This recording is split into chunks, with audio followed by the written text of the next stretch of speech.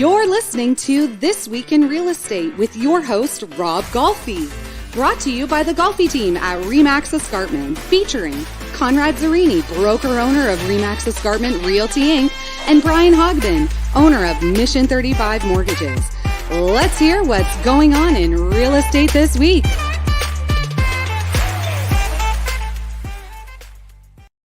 What's happening?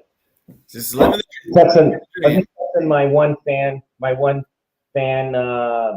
to log on because we're live. So that's the only person that I think cares. Everybody else just says, yeah, they like it, but they're just.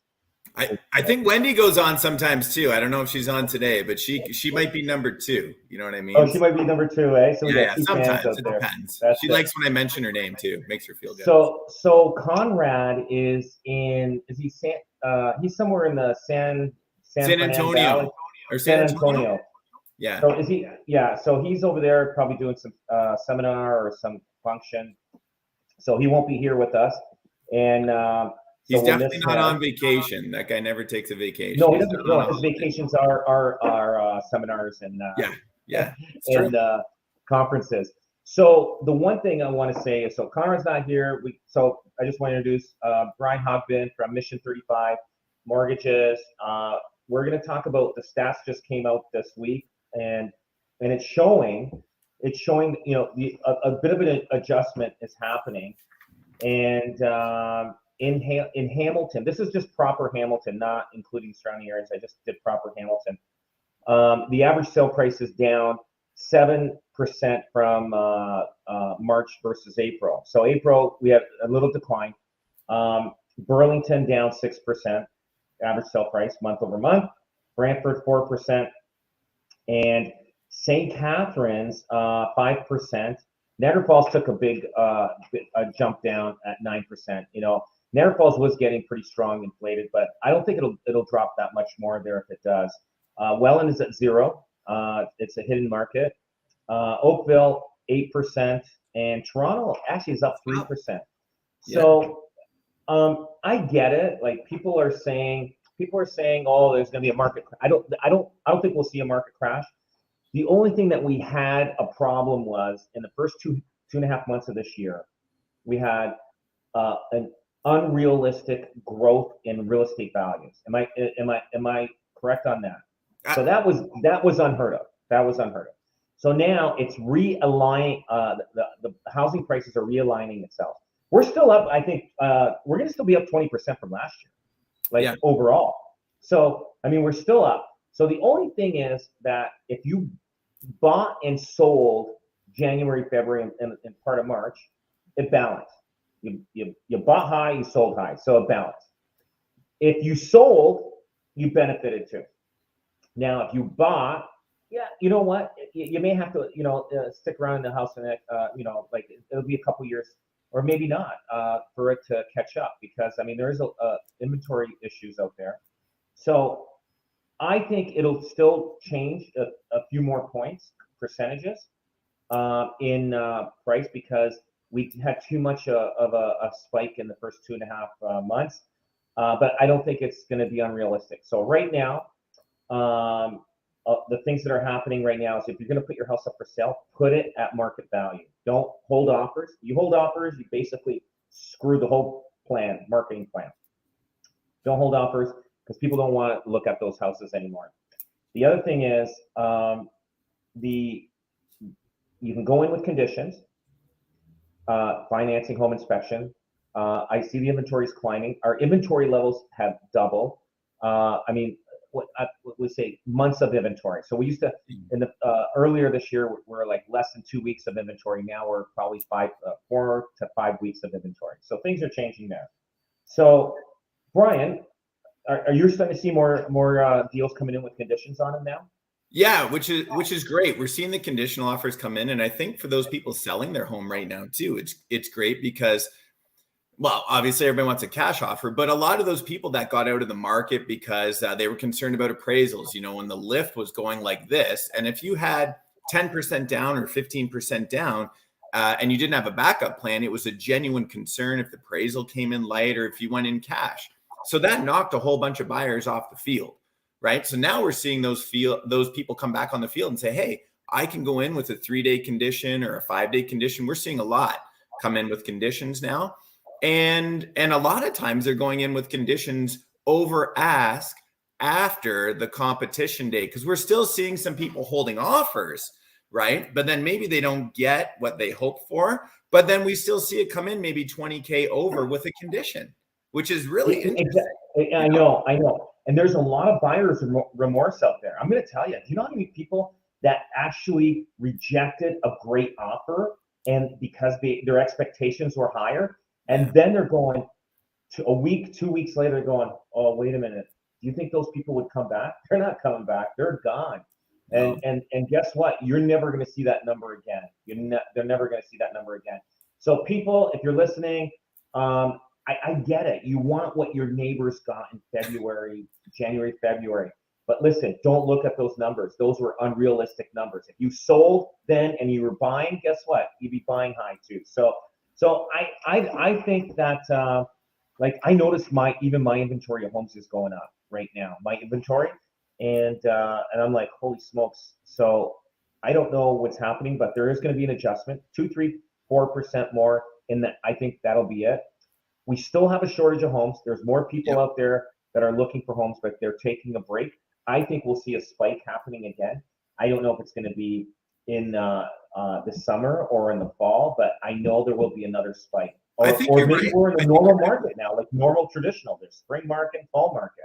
I think you're right with that, because you know what, everybody's talking about inflation, rising interest rates, and that kind of stuff right now.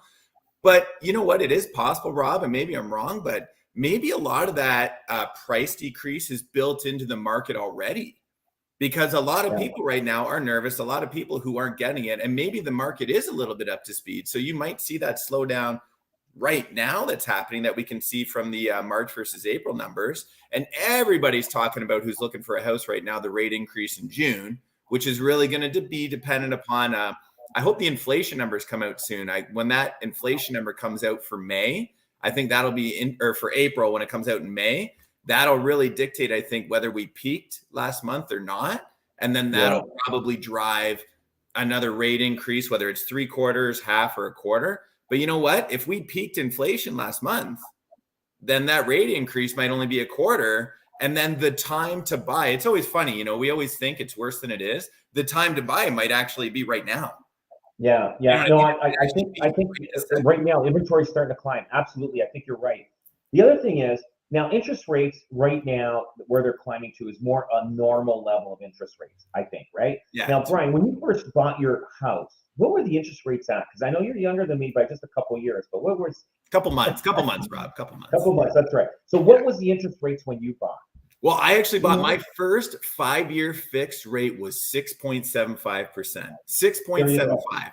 You know what? And I was happy to get it, and an average rate, like you said, too, if you take the average rate over 25, I think we talked about last week, is around 5%, right? So to see 5-year money at 4.5%, to see the variable rates at 3%, that's a normal level. It's a normal level. The 1.5% to 2%, that wasn't normal. We got spoiled.